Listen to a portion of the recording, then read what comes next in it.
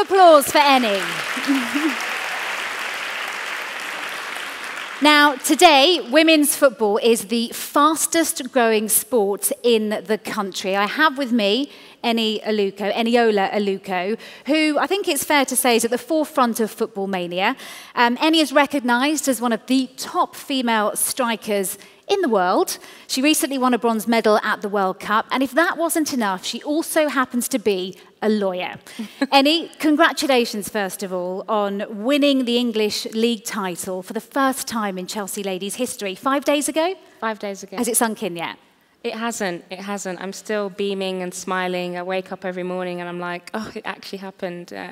It's something I've waited my whole career for, to win the league title, and we finally did it. And it's been a journey to achieve that, but now we've done it. I sort of don't know what to do with myself. You wanted this so badly. I remember last season, I was with you a week before your final game of the season, and the title was yours to lose. You were absolutely devastated. Yeah. Can you tell us why it means so much to you? I think for us players, female players, you know, money is not our motivation. Football is a huge sport, but achievement really is our motivation. And for me, as I said, I've played in America. I've been through so much to be a women's footballer. I've sacrificed a lot. So for me, when I found a team that I love, like Chelsea, I just wanted to win it. I wanted to create history. I wanted to win it for all the people that volunteer. I wanted to win it for so many other people than myself. So that's why it meant so much more than just a football match. And when we didn't achieve it, I felt like a failure. I felt like I'd let a lot of people down. Okay, take us back to the very beginning. What came first, law or football? Oh, definitely football.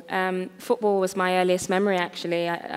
4 years old, I sort of remember kicking a football around with my little brother, and we played in the local area in Birmingham, and it was really a form of acceptance for me. There was a lot of boys in the area, and for me as a girl, I just played and wanted to fit in, and then I realised I was better than everyone, better than all the boys. Always a bonus. And so that's where it started, and luckily for me, my parents always encouraged me.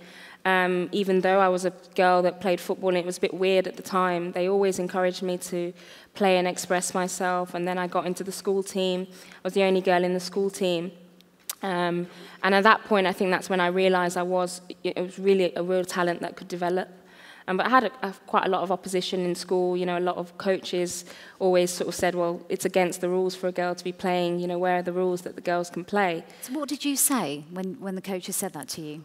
Well, actually, I grew up feeling like it was quite cool to play football. It was always something that was accepted. But when coaches disagreed with it, I started to question myself, and I started to look at Serena and Venus Williams, and I thought, I want to be like them because they're accepted, they're celebrated. So I didn't really say anything. It was something more like an internal battle. But I think your talent ends up just proving you're right all the time. And I got picked for England, and that was it. I just thought, this is what I want to do. After so many years of juggling law, so studying for law first of all, a career in law with football, what was the turning point? How did you feel when you finally signed to go professional, and are you able to earn a full-time living from it? Well, the professional women's football is very new. It's only sort of 3-4 years old, and I only really signed my professional contract with Chelsea 2 years ago. Up until then, I was balancing it with a career as a sports lawyer. I went to university to study law, really enjoyed it, did really well in my degree, and thought that was going to be my career, actually. It's only ended up now being a fallback career, and the timing of it all really worked out well. I was balancing playing sort of semi-professional football with working as a lawyer.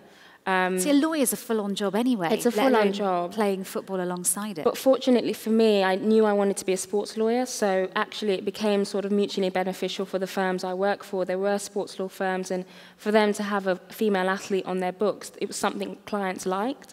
So actually the understanding and the time management worked quite well for me.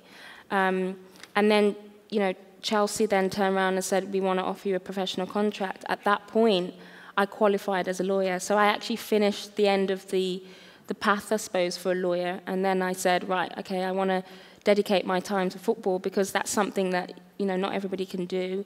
And it's a very short career. So I'm going to do that and then come back to law when I'm retired from football. Now, women's football still has a lot of catching up to do when it comes to, with regards to the men's game, especially when it comes to wage equality. What are your feelings on that? That's the one question that clubs hate me asking female footballers. Yeah, I mean, I think it's very much a commercial question. I think the ideal world would be for us to be paid, ridiculous amounts of money like the male players, because we are of the same. We're just different sexes. But I think the reality is that women's football is catching up to a religion, really. Men's football in this country is like a religion, and there's so much money behind it. They're institutions in on themselves.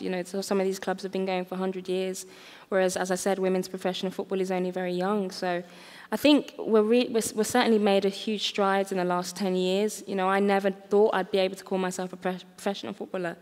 The World Cup recently had millions and millions of people tuning in. There's now commercial brands coming into the sport.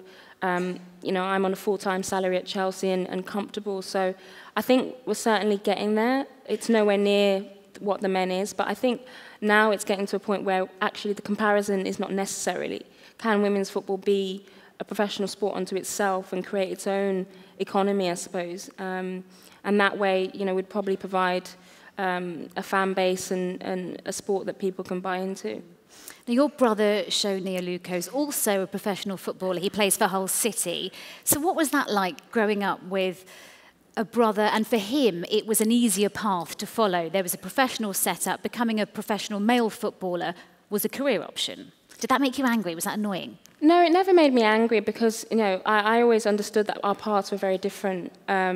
We are the same, we play football, we understand each other very well. It's great to have a brother in the professional game.